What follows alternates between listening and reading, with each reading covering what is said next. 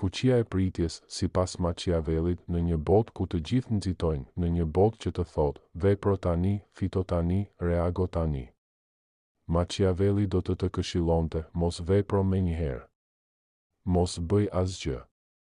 Ende, sepse pritja është arti i të fortëve, të presësh, nuk është mungesë force, është kontroll, është pushtet, është përballja më e vështirë me veten, të presësh do të thotë të refuzosh shpejtësinë, që të fitosh përpikmërinë.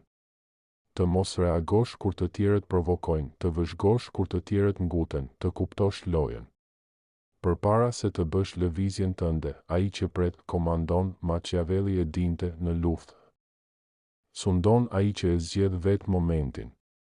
Kur kundërshtari yt është i paduruar, ai bëhet i parashikueshëm, kur ti je i duruar, ti bëhesh i rrezikshëm, sepse askush nuk e di se kur do veprosh, dhe kjo frikë është më e fortë se çdo goditje, durimi strategjik është heshtje që godet. Ti mund të heshtësh sot, të mos reagosh, të mos hakmeresh, të mos kërkosh drejtësi menjëherë, por çdo ditë që pret është një ditë që ndërton pozicionin tënd, derisa momenti të vijë, dhe kur të veprosh, do të jetë me peshë, me ndikim, me rezultat, në fund, mos u nxit, mos lejo që emocionet të drejtojnë. Pushteti i vërtet nuk është të fitosh betejën e parë, por të fitosh luftën pa u dukur asnjëherë si armik. Machiavelli do të thoshte, fitoria më e pastër është ajo që vjen pasi ke pritur aq gjallë. Sa të gjithë të kenë harruar që isha aty. Si fiton heshtja gjithmonë, sipas Machiavellit, si fiton heshtja gjithmonë, Machiavelli dhe arti i të mosfolurit. Niccolò Machiavelli, një nga mendimtarët më të fuqishëm të historisë politike, nuk ishte thjesht strateg i pushtetit, por mjeshtër i vëzhgimit. Në veprat e tij, ai nuk e thot në mënyrë të drejtë për drejtë, por e nënkupton shpesh. Heshtja është një nga armët më të forta të njeriut të mençur. Heshtja është kontroll, dhe kontrolli është pushtet. Kur ti hesht, nuk i jep armikut asgjë për të përdorur kundër teje. Kur ti flet shumë, zbulon veten, dobësitë e tua, mendimet e tua, synimet e tua. Machiavelli do të thoshte: bëj të tjerët të mendojnë. Le të hamendësojnë. Të menduarit është lodhje, dhe lodhja i dobëson. 2. Heshtja krijon frikë dhe respekt. Njerëzit respektojnë, madje edhe frikësohen, nga ai që di të qëndrojë i qetë, sepse në heshtje qëndron misteri, në mister qëndron ndikimi. Dikush që nuk reagon menjëherë, që nuk jep përgjigje në emocion, konsiderohet si i matur, i rrezikshëm dhe i thellë. 3. Heshtja është zgjedhje, jo mungesë force. Shumë mendojnë se ai që hesht është i dobët. Por Machiavelli e dinte, të dish kur të flasësh dhe kur të heshtësh. Kjo është urtësia më e madhe, kur heshtja zgjidhet me vetdije. Ajo bëhet një formë strategjie, një taktik për të fituar në heshtje, pa zhurmë, pa përplasje. 4. Heshtja ruan dinjitetin. Më mirë të thuash pak dhe të vlerësohesh, se sa të flasësh shumë dhe të zbulojnë se je bosh. Machiavelli do të kujtonte, në gjykim, gjithmonë fitojnë ata që flasin pak, por me peshë.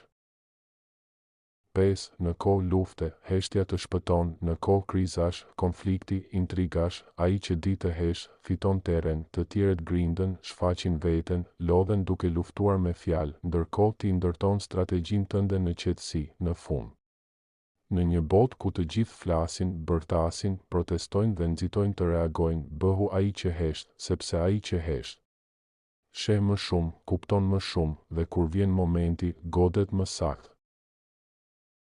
Napoleon Bonaparte, filozofia, mentaliteti dhe rruga mes fitores e humbjes. Napoleon Bonaparte, gjeniu që sfidoi botën dhe humbi vetëm një herë. Fati i një njeriu të madh përcaktohet nga vullneti i tij, jo nga rrethanat.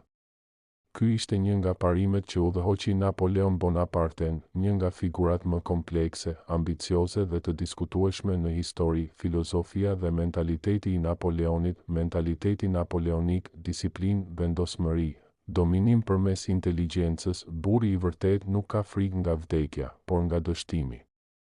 Napoleoni besonte fuqishëm se inteligjenca, disiplina dhe vendosmëria ishin mjetet më të fuqishme për të ndryshuar botën. Për të, mesatariteti ishte një zgjedhje, jo një fat. Ai ishte i bindur se njeriu duhej të ishte zoti i fatit të tij dhe nuk pranonte as justifikime, as pengesa. Ai thoshte, unë nuk e pres mundësinë, unë e krijoj atë.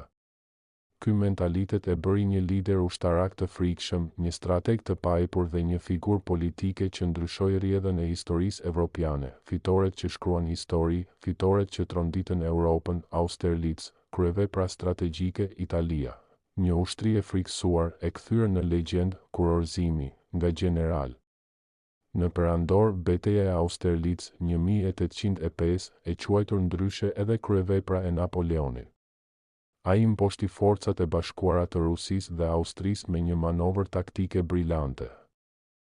Duke e vendosur veten si gjeni ushtarak, fushata e Italisë, 1796-1797, e udhëhoqi ushtrinë franceze drejt fitores kundër austriakëve dhe italianëve. Duke e kthyer veten nga një komandant i ri në një legjend, krijimi i perandorisë franceze, ai nuk fitoi vetëm me armë, por edhe me politikë. Kurorëzimi i tij si perandor në 1804 tregoi që ai nuk donte të ishte thjesht një lider, por një simbol i epokës së tij. Humbjet që ia dhan emrin e njeriu të rënë madhërisht, ai humbi betejën e fundit. Por fitoi pa vdeksin, por Napoleoni, si çdo njeri që shkon shumë lart, u përball edhe me rënje dramatike. Fushata e Rusisë, 1812, një nga gabimet më të mëdha strategjike. Ai hyri në Rusi me një ushtri prej mbi 600.000 burrash. Pothuajse të gjithë u humbën për shkak të dimrit, mungesës së furnizimeve dhe strategjisë së djegjes së tokës nga rusët. Betejë e Leipzigut, 1813.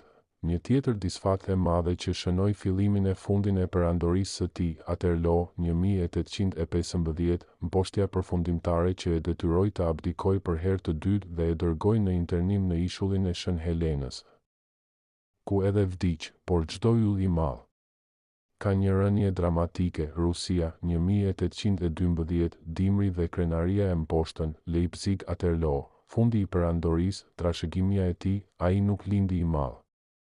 U bëj till nga Korsika, me ëndra më të mëdha se vetë Franca, unë nuk pres fatin.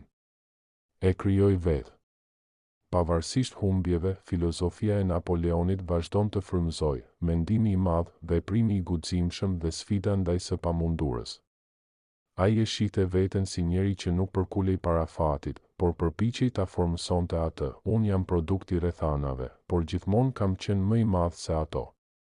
Kjo është trashëgimia e tij, një histori suksesi që përfundoi me tragjedi, por që la pas një emër të pavdekshëm. Ai nuk ishte thjesht një burr.